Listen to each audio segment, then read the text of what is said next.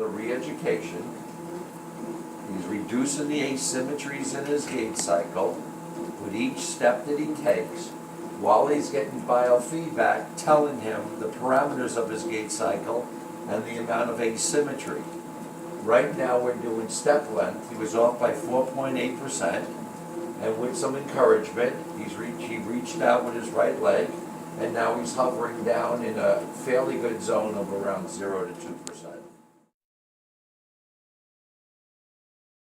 We know in the gait cycle we have temporal parameters and rotational parameters. The temporal parameters are step length, stance, swing. The rotational parameters are load response and pre-swing. We just balanced Brett out for his step length, where we saw a reduction from 4.5% down to 0 to 2. Now in load response, we started at about 5.5%, and with some encouragement and giving him some ideas, we're showing that Brett can reduce the asymmetry in his load response.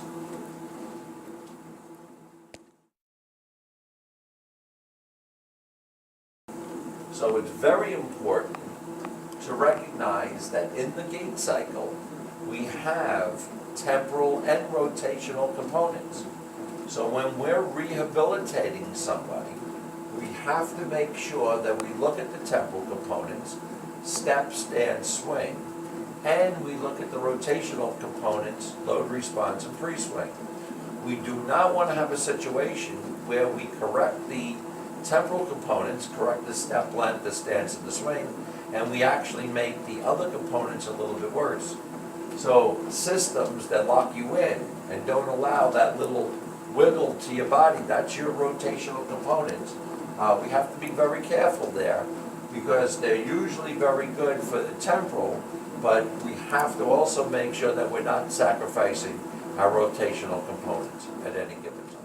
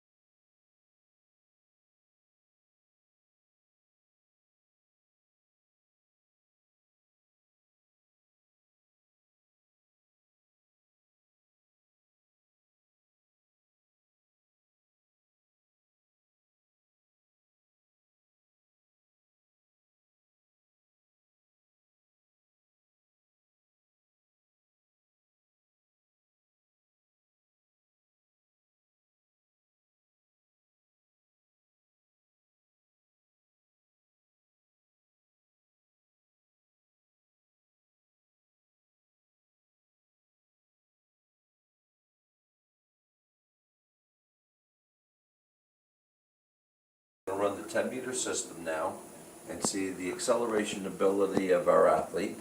So we're going to be measuring the speed left to right and the speed right to left of each foot strike, and then the acceleratory ability. Whenever you're ready, go.